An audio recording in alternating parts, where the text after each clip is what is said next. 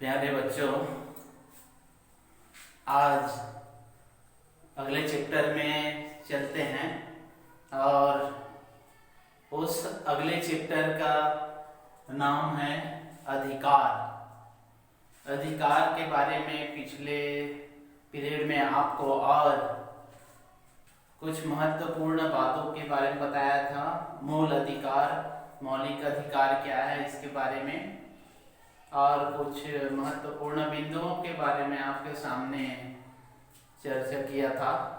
आज चलते हैं अधिकार के अंतर्गत ही अगले पॉइंट और महत्वपूर्ण चैप्टर की ओर, और उस चैप्टर का नाम है निम्न तथ्य अधिकार है या नहीं।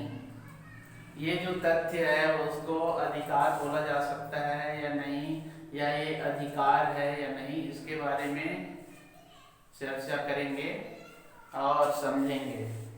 तो आइए चलते हैं। पहला जो इसमें पॉइंट दिया हुआ है वो है राजा का आदेश। राजा का आदेश अधिकार है या नहीं।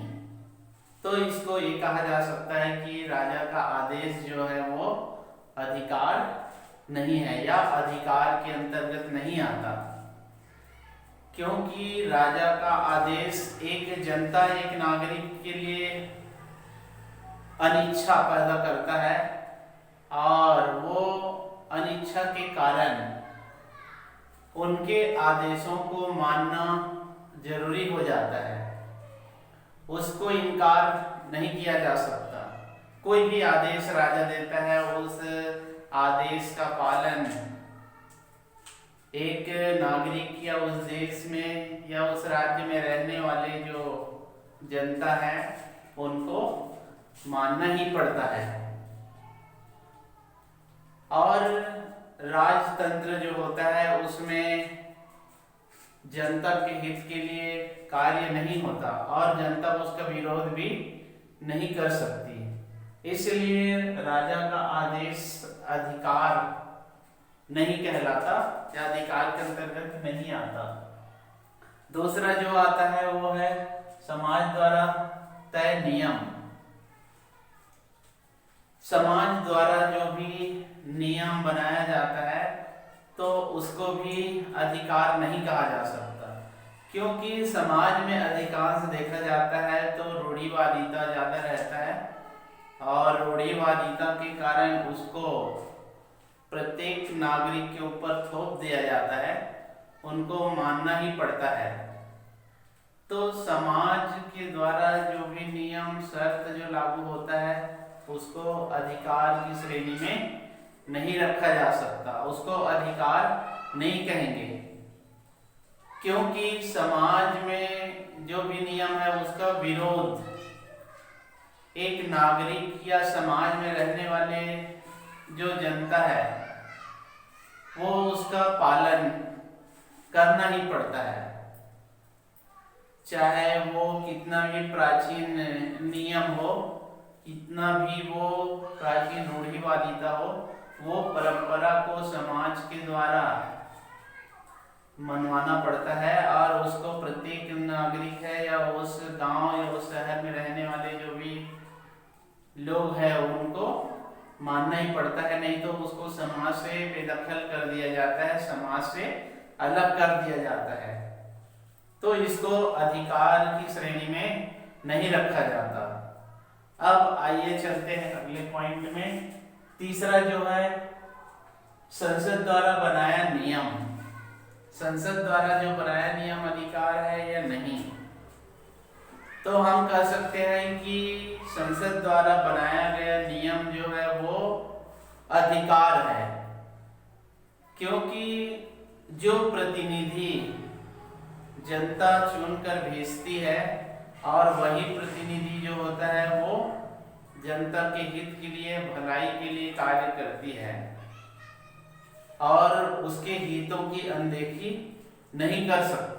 इसलिए इसको क्या कहा जा सकता है कि संसद द्वारा बनाए गए जो भी नियम है उसको अधिकार माना जा सकता है। क्योंकि ये कानून पर आधारित होता है, संवैधानिक होता है, इसलिए इसको अधिकार मान सकते हैं। और इसलिए अधिकार और मान सकते हैं क्योंकि यदि जनता को वो पसंद नहीं आता, वो कानून तो कुछ वर्ष के बाद में उस पर परिवर्तन ला सकता है या अपने प्रतिनिधि के ऊपर दबाव बना सकता है। और प्रतिनिधि भी जनता का सेवक होता है, और यदि उनके विपरीत अगर कार्य करेगा तो फिर वो अगले जो चुनाव में उनको प्रतिनिधित्व जनता नहीं देगी। इसलिए संसद के द्वारा नागरिकों के हित या उनकी भलाई को देखते हुए नियम बनाया जाता है, और वो नियम एक नागरिक के अधिकार की सुरक्षा करता है, इसलिए उसको अधिकार माना जा सकता है। चौथा जो आता है वो है संसद द्वारा नियम बनाकर प्रदान की गई सुविधाएं। संसद के द्वारा नियम बनाया जाता है, जो भी नियम बनाया जाता है, और वो जनता के भलाई के लिए और उनके हित के लिए ही, या जितने भी सुविधा के लिए जो नियम बनाया जाता है जनता के लिए, लोगों के लिए, वो क्या कहलाता है? अधिकार। वो अधिकार के अंतर्गत आता है। इसलिए संसद द्वारा जो नियम बनाकर सुविधा जितना भी प्रदान किया जाता है उसको हम क्या कह सकते हैं? अधिकार कह सकते हैं, अधिकार मान सकते हैं। क्योंकि जब सरकार बनती है, लोगों के द्वारा चुने हुए प्रतिनिधि अपने पूर्ण बहुमत से सरकार बनाती है, तो सरकार बन जाने के बाद में वो लोगों के लिए कार्य करती है या उनको सुविधा प्रदान करती है, कोई भी उनके अधिकारों का हनन न हो, ऐसे कानून बनाती है संसद, ताकि किसी भी जनता को असुविधा, चाहे वो उच्च वर्ग हो, निम्न वर्ग हो, चाहे गरीब हो, चाहे अमीर हो, कोई भी संप्रदाय या कोई भी वर्ग के हो, उनको एक समान सुविधा प्रदान किया जाता है। इसलिए इसको अधिकार की श्रेणी में रख सकते हैं। तो ये अधिकार के बारे में अभी जो पॉइंट यहाँ पर लिखा गया है उसको समझे हैं कि ये अधिकार है या नहीं। अब आगे चलते हैं हम अमेरिका में अधिकार। अमेरिका जो है स्वतंत्र होने के बाद ब्रिटेन का उपनिवेश था, और उपनिवेश से फिर स्वतंत्र होने के बाद में अमेरिका में अपना संविधान बना, और अपना संविधान बनने के बाद में वहां पर नागरिकों को किस प्रकार से अधिकार मिला। तो अमेरिका में स्वतंत्र होने के बाद संविधान में वहां के रहने वाले जितने भी नागरिक हैं उनको अधिकार दिया गया। लेकिन अमेरिका में अश्वेत और महिलाओं को अधिकार के लिए बहुत संघर्ष करना पड़ा। अश्वेत रंग भेद की नीति के आधार पर और महिलाओं को, ये दो वर्ग थे जिनको अधिकार से वंचित कर दिया गया था, और उनको अपने नागरिक अधिकार प्राप्त करने के लिए कई वर्षों तक के संघर्ष करना पड़ा। संघर्ष के बाद में फिर महिलाओं को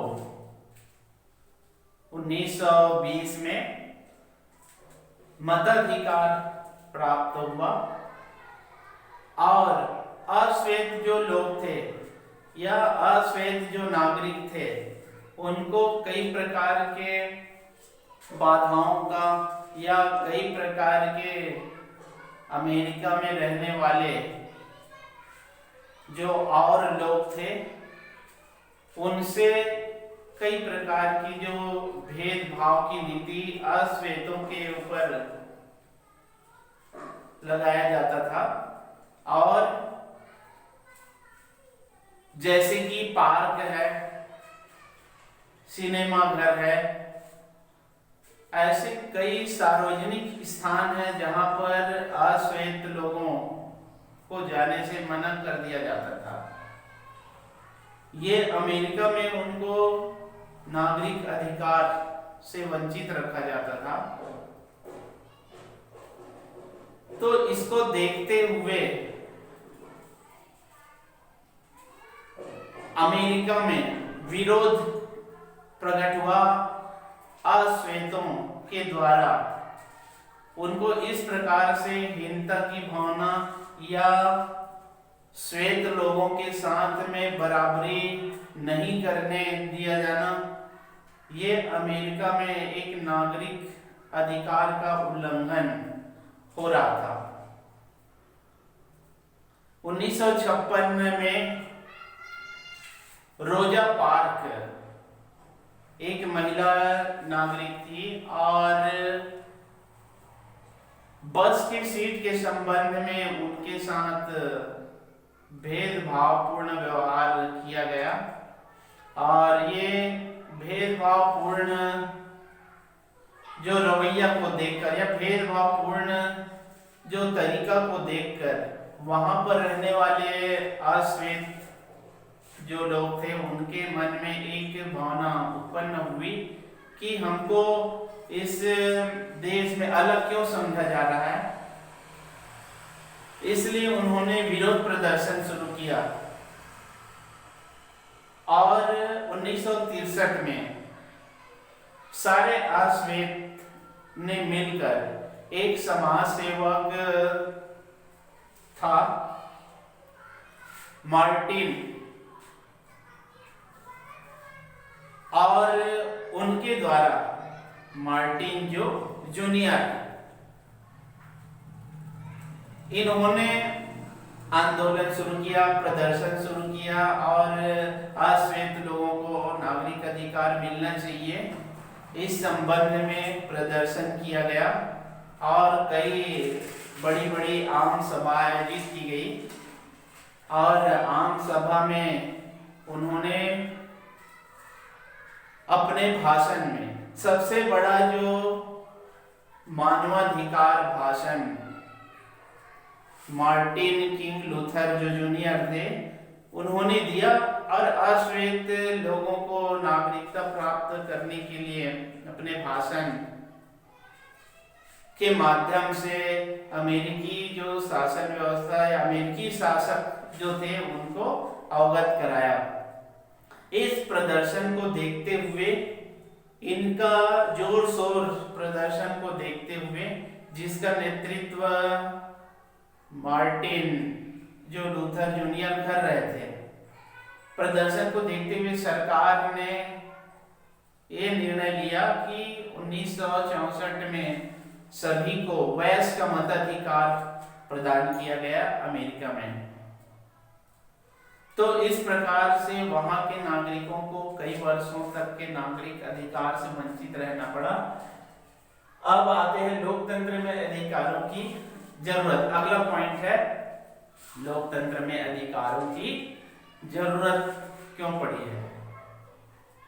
जहां पर लोकतंत्र है वहां पर जनता का शासन होता है और जनता को यह अधिकार मिलना चाहिए कि उनके द्वारा चुने हुए प्रतिनिधि सरकार बनाए, सरकार का संचालन करे, किसी भी प्रकार के रंग, नस्ल और संगठन,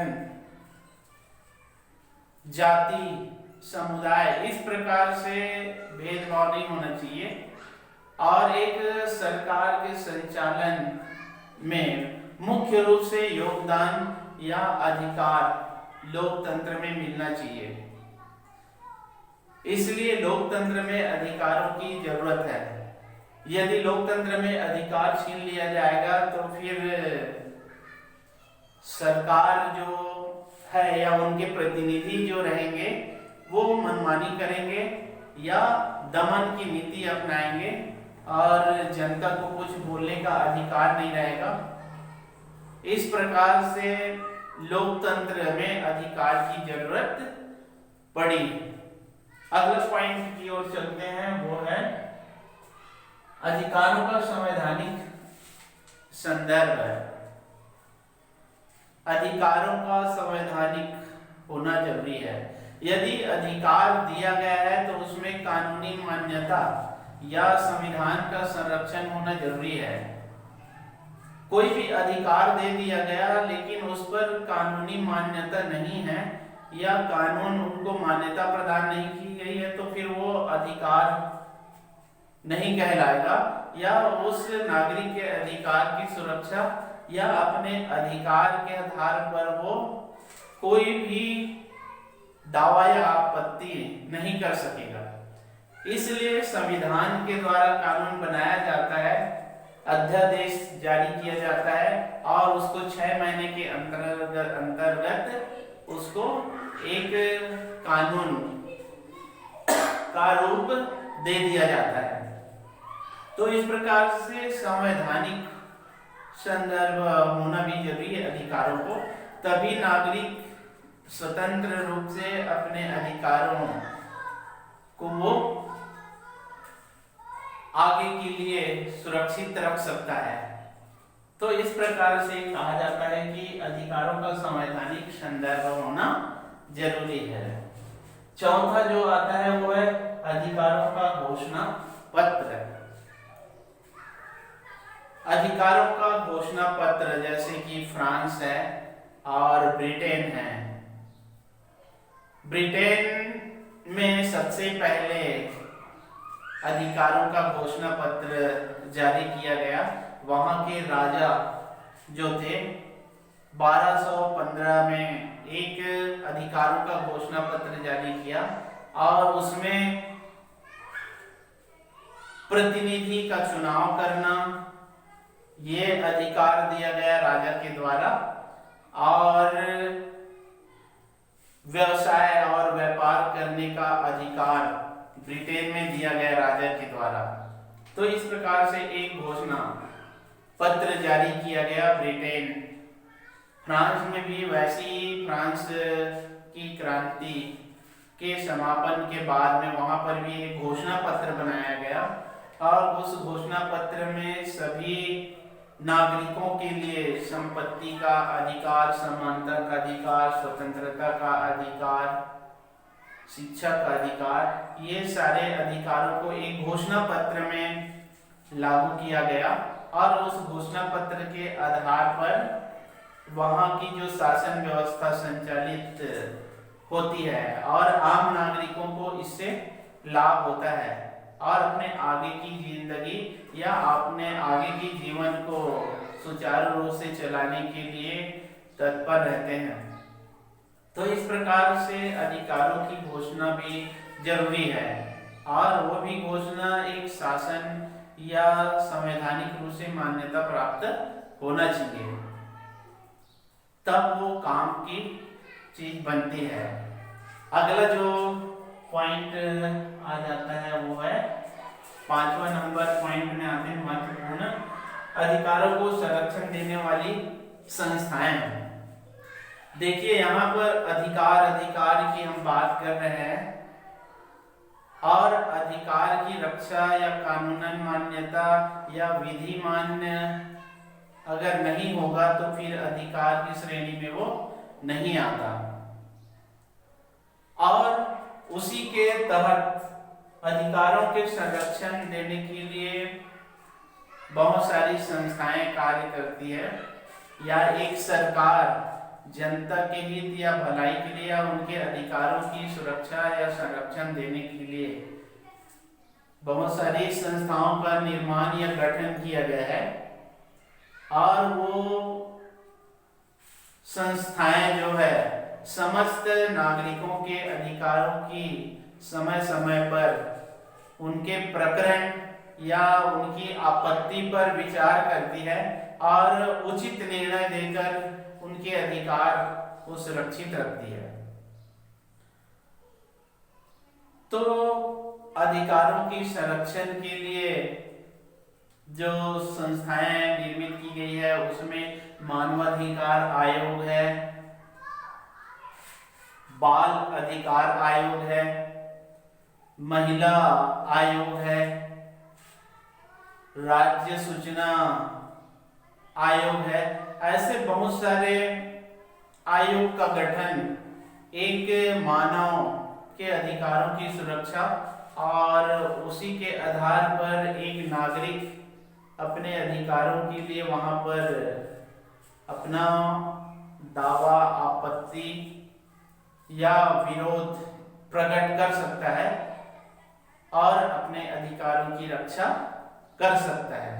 तो इस प्रकार से आज अधिकार के बारे में, बहुत महत्वपूर्ण चैप्टर के बारे में आज जानकारी प्राप्त किए हैं।